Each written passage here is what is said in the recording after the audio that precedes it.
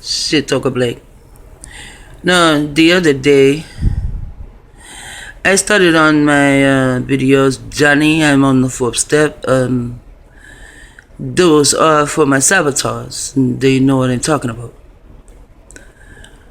So I went to the page, are you targeted? And there's another page that just says targeted individual. I was doing updates on my targeting, you know, like from when I first started, how ignorant I was, and I wanted to go further with that. And I really was doing it, but they kept playing with my phone. Man, you talk about electronic harassment, they were in this phone. And then they, all of a sudden my videos, you know, I do a video, it cut off, and it's like 2 minutes and 48 seconds or some shit. And I'm like, what the fuck is going on here? Then the two symbols, they come up to let me know my phone is full, and wow. Yeah, so what they did was somehow they took the videos off the chip and just had it to go to my phone, you know, and the phone doesn't have that many, I guess, megabytes you call it, not for sure what it's called, but it doesn't have that much, so it can't hold too much. Man, I must have did like 5. I didn't like take 5, you know, and then after that I said, you know, forget it. It was late at night. I just said forget it, you know. They just make me think they fear me. That shit went backwards. See, they thought it was going to fear them, you know, but that shit went backwards. Yeah, your shit went backwards. Somehow you fear me. See, I'm not your average, what you want to call a target.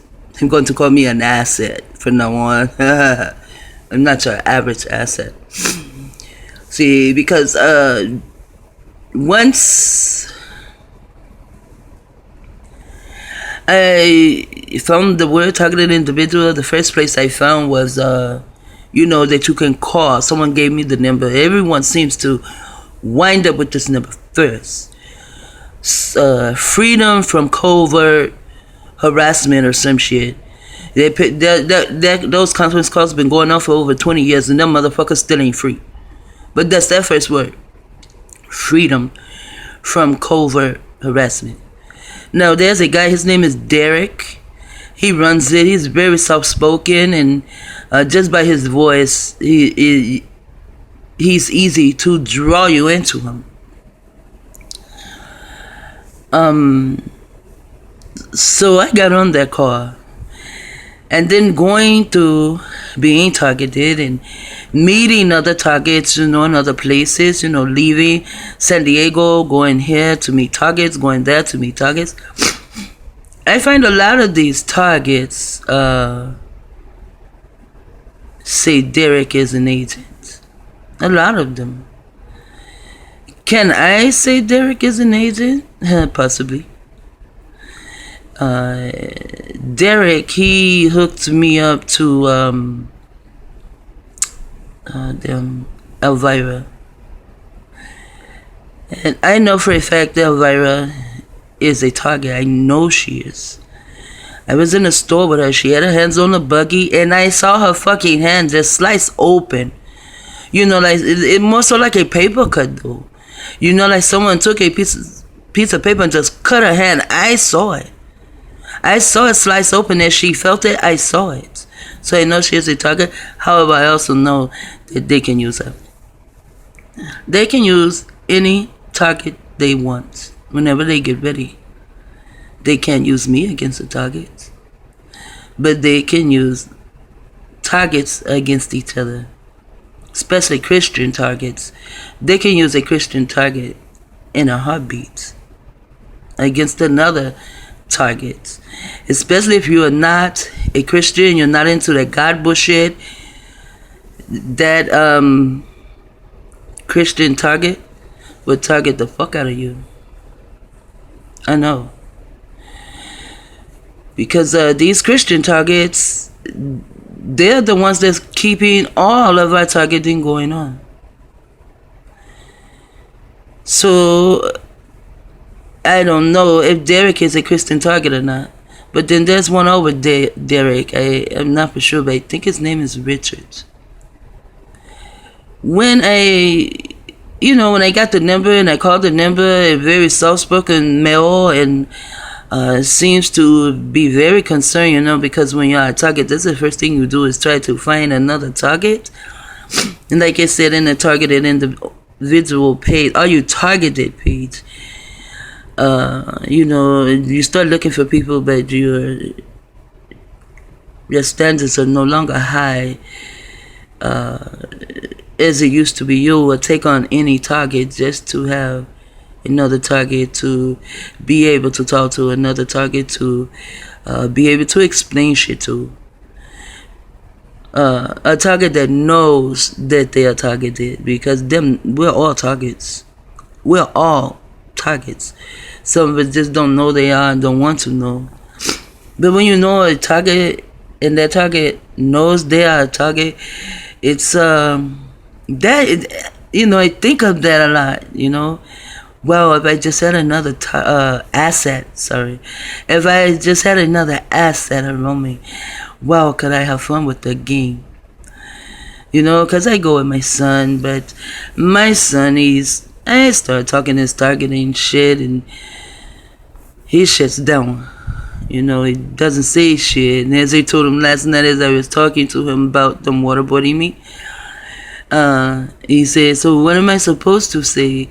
I said, oh no, we are conversing. Normally we are conversing. You interrupt me, I interrupt you. I said, but when I get into stuff like this, you just get so quiet. It's like you can hear the hush go over the room. And from there, because I do like to play these games with my children, the word games. And from there I said, and that reminds me of Frankie J. Her maiden name is Hutchison. I said, hidden in the word Hutchison is the word hush. And when I begin to speak about these things, hush goes over the room. And so, right after I said hush, goes over the room, then my mind said, hush, little baby, don't say a word. Mama's gonna buy you a mockingbird. Yeah. And then I just looked at my son and I said, what? I don't know why my brain cells connect to certain things like that. I went further with it with my son, but then I dropped it because he's just too quiet for me. Now, yesterday, I want to say this first, and then I'll go into what things that happened yesterday. Now, this is a video I did conversing with my entities. My entities, they spell it like this, and they play a game because they are in my titties, like in my chest, in my heart. And the word heart is ear.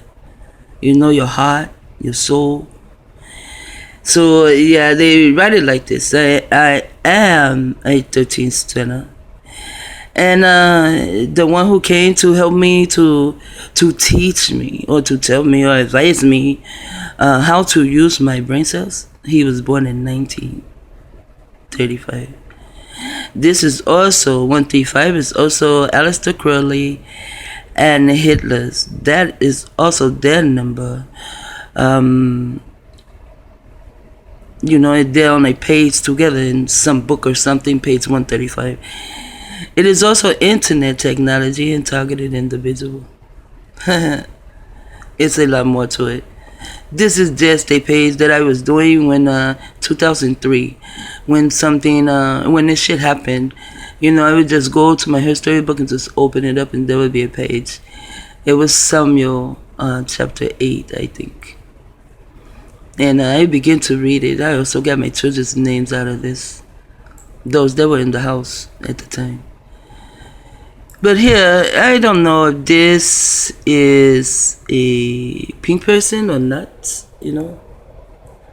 But they have a Santa Claus hanging, nailed to a cross.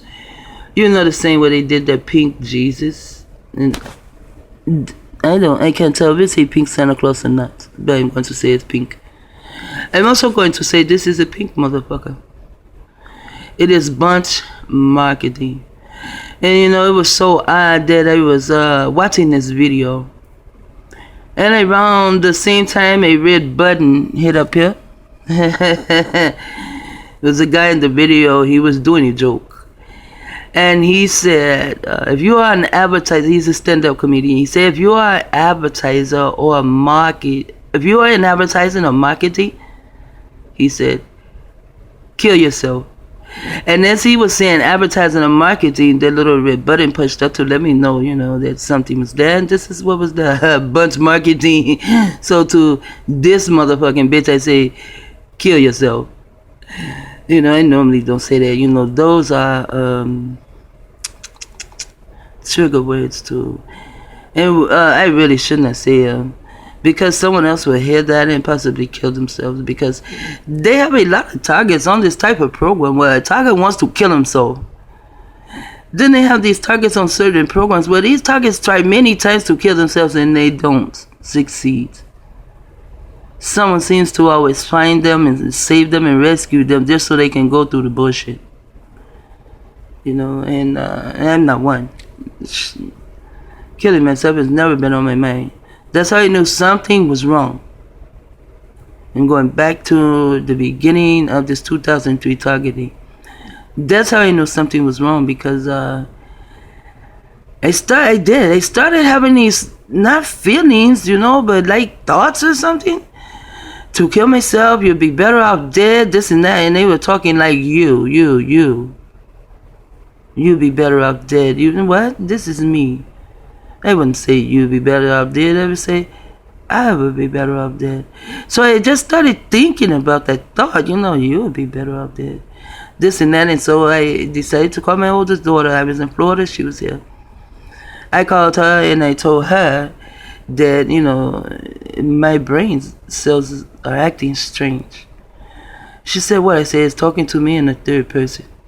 She said, Emma, what are you talking about? I said, talking to me in the third person, instead of saying I will do this or I want to do this, it says you will. As though my mind is starting to tell me to do stupid shit, like to kill myself. Yeah, I was laying there. I was more worried about my mind than thinking about killing myself. So whoever did that, you fucked up. Because I was so worried about my mind, like I was losing my mind. And I did go to the psychiatrist, you know, to the crazy house. I took myself, but they wouldn't take me. Plus, I told them I did not want the medication. I even told them about the medication. You know, the medication, it makes you sick and shit. I mean, I used myself as a guinea pig just to make sure about the medication. You know, I've taken Prozac just to, as I said, you know, to use myself as a guinea pig. I found Prozac, it will pierce my head like fuck. You know, I found a lot of, well, it took, I would say I experimented on myself maybe 5 times, probably 6, but maybe 5. Then there was one time this doctor, she gave me this medication because I told her I didn't like going outside. So she told me something was wrong with me. And I said, something's wrong with me because I like staying in my house. I said, but what is wrong with the person that drove his truck through the window of this restaurant and got out of his truck and just started shooting everybody? And by the way, there was a red truck. And got out and he started shooting everyone there. And there was a family there. They were, you know, going somewhere to visit. They just stopped there to eat. They died there too. So I told this to this psychiatrist. So she still wanted to give me some form of medication, you know. And I did have all the shit written down, but, you know, in 2003, they came and took all my shit. And this happened around in 1997 when they came and took my children, you know. Then they send you around, you know, to all the psychiatrists. And I was too ignorant to know that the psychiatrists are trying to get into my mind and see how I work. So I showed them. But I didn't know that was they were doing. But I also played with their mind too, because I know psychiatrists love to play with another person's mind. And so when I told her about the guy that drove through, it was like a glass wall for a restaurant, you know. The whole wall was glass. He drove through there, got out, began to shoot each other, and he also killed that family. And then I began to tell her other things that happened outside. I said, and I'm the crazy one because I don't want to go outside. She never said that I was crazy. She gave me some kind of whatever it was, and some kind of noise, I guess, you know, to be, no, it's called phobia. She gave me some form of phobia. But I wrote the medication down on a piece of paper, and you know, and in my spiral, not a piece of paper, but in my spiral, because I had already did the Prozac and wrote that down. And so I said, now I'm going to take this pill. I even wrote down what time it was, what day it was. And I took the pill. And man, I felt like maybe someone would have called it tripping. But also, my head began to hurt so fucking bad. And my mind kept telling me, just go and to the bathroom and throw it up. Put your finger down your throat and throw it up. Man, I was trying to get to the bathroom. It seemed like it took me maybe 3 or 4 hours to get to the bathroom. That's how slow I felt I was going. Also, I felt like my body was going in all different kind of directions. Like I was going zigzag or this way. Man, and yeah, I went in the bathroom and put my finger down my throat, and I thought I was going as fast as I can. I really don't know, but it seemed like I was taking a long time to get there. And so I put my finger down my throat, and I just kept throwing up. I threw up whatever the fuck I could throw up until I could not throw up anything else. Just get this shit out of me. I laid down. I was too afraid to go to sleep. See, at the time I was afraid of things. I was too afraid to go to sleep. I didn't know what would happen to me if I went to sleep. You know, so I laid down though, but I kept my eyes open, and I just kept thinking in my head, you know, talking to myself, my thoughts. So I know what the medication can do to you. So I told the doctor, the psychiatrist, you know, in Florida is the first place I went to, the mental institution, took myself. So I told him that's why I didn't want to take his medication, because there's something wrong with the medicine. And he told me that you know, it would not do good there. You know, that's not a place for me.